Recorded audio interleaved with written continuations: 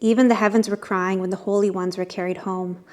4 bodies locked in coffins, 4 pure souls on their way to God's throne.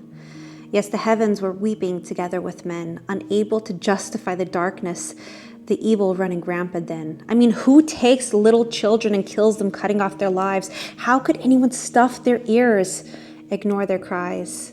It makes me wonder, are these even people, or are they demons in disguise? As a compassionate human being, it's hard to look at other fleshly forms and imagine that they're pure rot, knowing that most of us are redeemable, but clearly, some of us are not.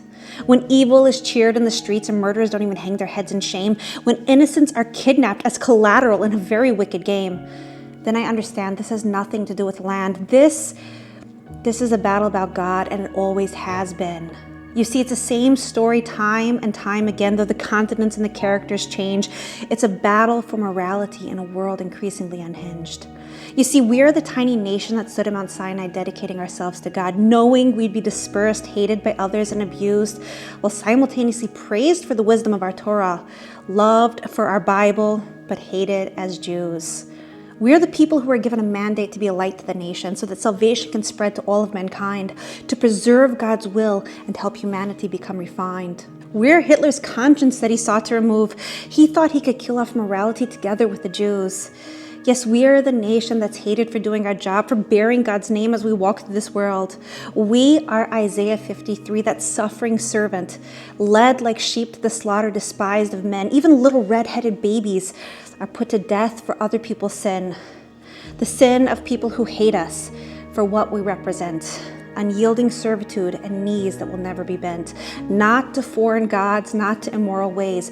We serve the King of the universe, and we are here to stay. We've survived every exile, crusades, the Inquisition, blood libels and pogroms as an Easter Day tradition.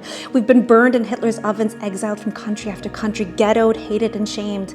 And yet, we continue to carry God's name. We are eternal and will stand when those who hate us will fall. Haters won't break us. The Jewish people will always stand tall. And those who recognize the mandate of the Jew will come to us and proclaim, "Let us go with you." Why? Because we heard God is with you. You see, now is the deciding time, the point in history in which stands a dividing line. Either you're for God or you're fighting against. You're walking in the light of his lamplighters or you're joining evil in their midst. There's no middle ground now. You must choose your side, but do so thoughtfully because it will be an eternal ride. You see, all evil will fall and all lies will fade away, and those who want truth will turn our way. Yes, nations will go by our light, kings will bask in our shine, darkness will be stamped out, God willing, in a very short time. And you, the bright lights among the nations, will contemplate the Jew, understand what we represent and what we mean for each of you. And of course, there will be those who reject us, who laugh when little bodies are handed over amidst glee, those who celebrate evil, black holes of depravity. That's the story. It always has been, because evil hates the Jews, but it will never win. Am Yisrael Chai.